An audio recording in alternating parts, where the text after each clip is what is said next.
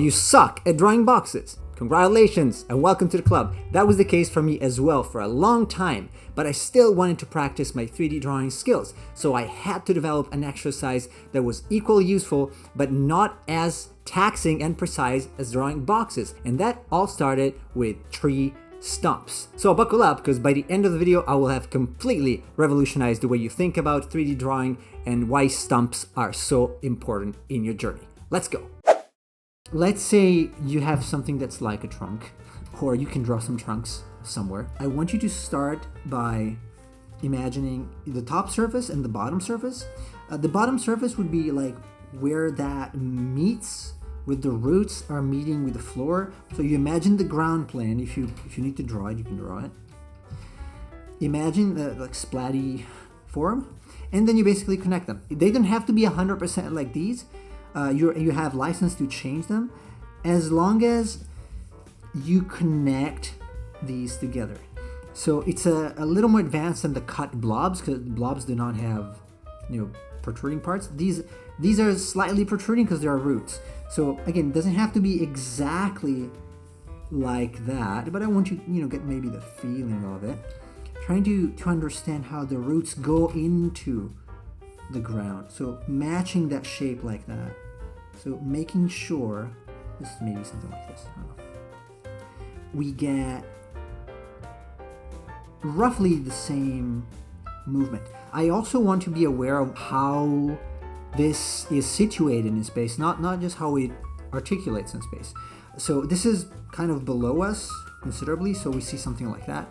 This is a little closer because we're seeing just a sliver of the top of this cut. We are higher compared to this versus this one.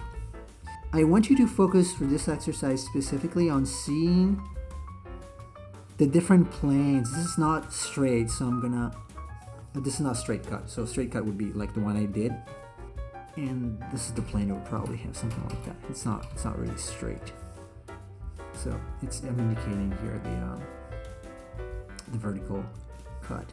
It's actually, I think it's going through. If you need, a slight outline, to indicate the size, rough size of that in pencil, you can do that.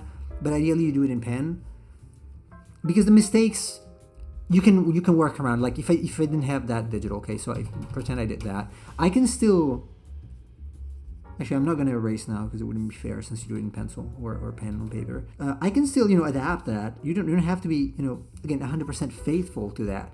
You can check roughly the angles that it has, but then you focus on the direction of things and how they move in space. It's like a cut blob that's squashed on the floor, and it's got these things that go out maybe here, and then I try to indicate with the loop like that. I try to indicate the direction. When you're in doubt, just consider, like, you don't know, well, do I have to do it like this or do I have to do it like this? Consider where you are looking the thing from. So I'm looking at this from the top, so I'm looking down to it. So unless something is coming clearly towards me, like this part here, then I want everything to go down like that. And you can even start adding some little textures if you like. More than just looking at the reference, use this again as a source of truth. If you really feel like that should come towards you, that can be something like that. Okay, it can be. You can change the angle as you go. And then again, maybe it goes down here. And then maybe there is another route that does that. As long as it's consistent with what's there, you have license. Just make sure your license is used properly in a logical manner. So you do not get to turn off your brain, unfortunately.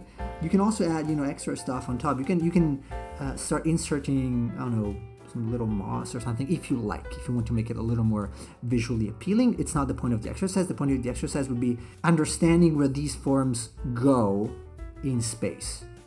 And that's pretty much it. If you enjoyed the video, like and subscribe. And if you want to know more about the subject, I actually have a fundamentals course available on my Gumroad. So check that out. All right. As always, thanks for watching. Take care.